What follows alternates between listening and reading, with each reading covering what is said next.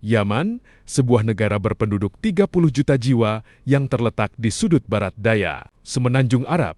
Sebagian besar penduduknya beragama Islam dengan mayoritas Sunni dan minoritas Syiah yang signifikan. Negara ini merupakan surga bagi mereka yang menyukai perjalanan di jalanan berbatu karena menawarkan keindahan alam, sejarah, dan kuliner yang masih alami. Mari kita telusuri lebih dalam negeri yang belum banyak dikenal ini. Yaman bersejarah. Yaman adalah negeri kuno, kaya akan sejarah dan suci bagi banyak orang, dengan akar sejarah yang membentang hingga zaman Alkitab. Jauh sebelum diakui oleh agama-agama monoteistik utama saat ini, Yaman merupakan rumah bagi peradaban yang berkembang pesat, seperti Kerajaan Saba yang pernah memerintah wilayah ini. Yaman juga terkenal dengan situs warisan dunia UNESCO-nya, termasuk gedung pencakar langit ikonik dari batu bata lumpur di Shibam, yang akan menjadi sorotan dari tur daratan Yaman kami. Meskipun ibu kota bersejarah, Sana'a saat ini masih belum dapat diakses oleh wisatawan. Signifikansi budayanya tetap bertahan. Selama berabad-abad, banyak kekaisaran dan kerajaan telah meninggalkan jejak mereka di Yaman, mulai dari peradaban awal hingga dinasti Ayyubiyah, Ottoman, dan kemudian Inggris. Masing-masing telah berkontribusi pada sejarah Yaman yang kaya. Banyak dari kita telah mendengar tentang Yaman di berita dalam beberapa dekade terakhir. Bencana yang terjadi begitu besar sehingga hampir tidak lagi disiarkan. Namun, rakyat Yaman adalah orang-orang yang tangguh. Dan meskipun memulai dengan kondisi yang kurang menguntungkan, beberapa wilayah di negara itu perlahan-lahan mulai membuka diri kembali dan menyambut kelompok kecil wisatawan. Berakhirnya kolonialisme Inggris. Sejarah rakyat dan negara ini cukup tidak stabil sejak kemerdekaan yang diperoleh dari Inggris. Mereka meninggalkan mandat Aden selama periode dekolonisasi pada tahun 1967 setelah rakyat Yaman melakukan perang gerilya melawan mereka selama bertahun. Pada tahun yang sama,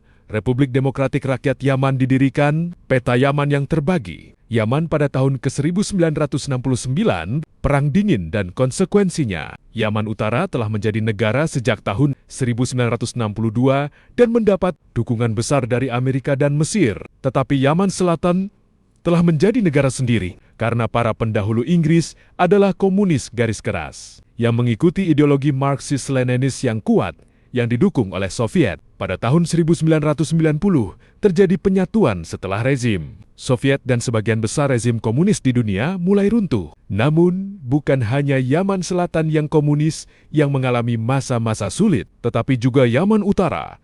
Dan bisa dikatakan, ini tidak berjalan dengan baik karena perbedaan pendapat yang tajam tentang bagaimana pemerintahan. Yaman yang baru bersatu seharusnya dijalankan. Akibatnya, pada tahun 1994 terjadi perang saudara yang dimenangkan oleh Yaman Utara.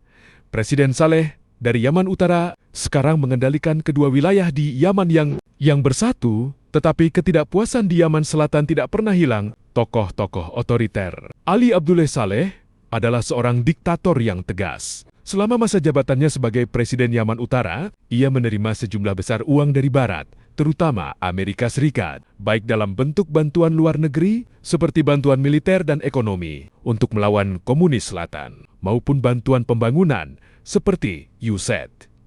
Namun, sebagian besar uang tersebut masuk ke kantong Saleh sendiri, dan kekayaan bersihnya diperkirakan antara 32 hingga 64 miliar dolar. Selain pencucian uang, Saleh dikenal karena cengkeramannya yang kuat sebagai pemimpin otoriter. Dengan meningkatnya tantangan pemberontakan Houthi dan Al-Qaeda di kawasan tersebut, serta musim semi Arab pada tahun 2011, Saleh akhirnya terpaksa mengundurkan diri dan meninggalkan jabatannya pada tahun ke-2012.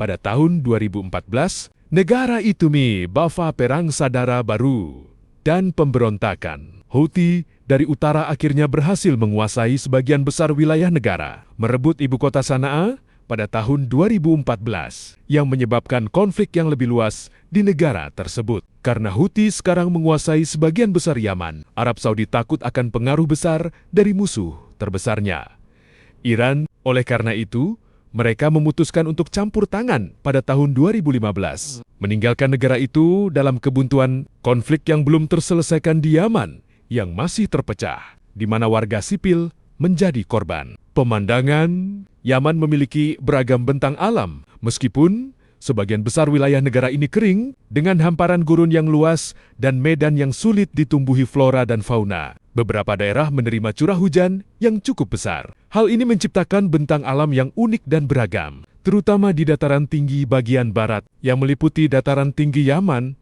dan pegunungan Asir di barat laut dekat perbatasan dengan Arab Saudi. Bentang alam di Yaman bervariasi, mulai dari pegunungan di utara, gurun di timur, hingga daerah pesisir di selatan dan barat. Selain itu, Yaman memiliki garis pantai yang luas yang terhubung ke samudera, lepas melalui pelabuhan Aden, pantai Laut Arab, dan Laut Merah, menawarkan pantai-pantai yang masih alami termasuk terumbu karang. Rakyat Yaman, siapapun yang pernah bepergian ke negara-negara Arab tahu bahwa keramahannya luar biasa. Masyarakat Yaman dikenal sebagai salah satu orang yang paling ramah dan baik hati di planet ini. Mereka murah hati dan menganggap tamu sebagai berkah. Oleh karena itu, mereka akan memastikan Anda merasa sangat diterima dan nyaman. Konservatisme berbeda dengan banyak destinasi yang dikunjungi kebanyakan orang, hanya sedikit negara yang masih dapat mengatakan bahwa negaranya memiliki masyarakat dengan gaya hidup yang cukup konservatif.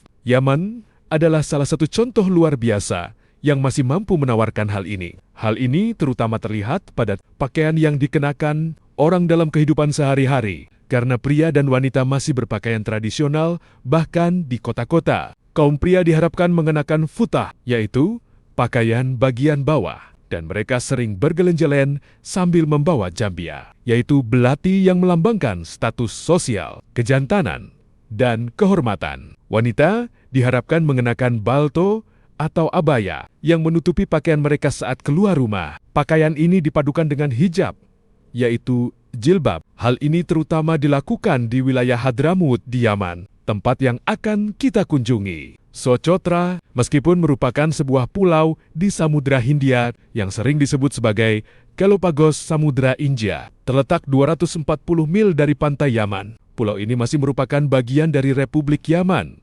Namun, pulau ini sangat berbeda dari daratan utama dan dikenal menawarkan beberapa flora dan fauna paling unik yang ada di planet kita, dengan spesies pohon unik, seperti pohon darah naga dan berbagai burung, serta reptil unik yang hanya ditemukan di sini.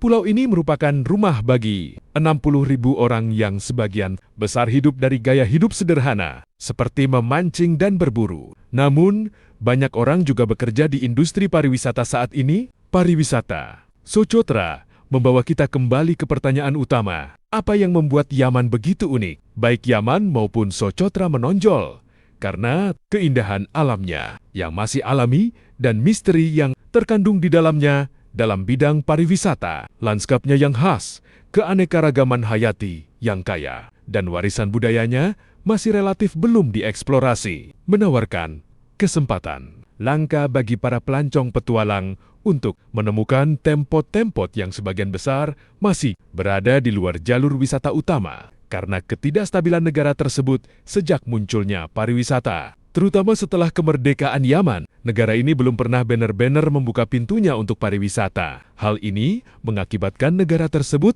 tidak terpengaruh oleh pariwisata, sehingga masyarakat mampu mempertahankan tradisi dan budaya. Pantai-pantai masih digunakan oleh nelayan lokal, dan flora serta fauna kurang terancam punah dibandingkan di belahan dunia lainnya. Raki Road Travel menyelenggarakan tur yang tidak berdampak negatif terhadap negara dan lingkungan alamnya, tetapi tetap menawarkan wawasan unik tentang negara tersebut. Untuk saat ini hanya wilayah Hadramut dan permata unik yang bernama Socotra, Yaman dan Socotra ditakdirkan untuk menjadi destinasi wisata utama segera setelah kawasan tersebut stabil.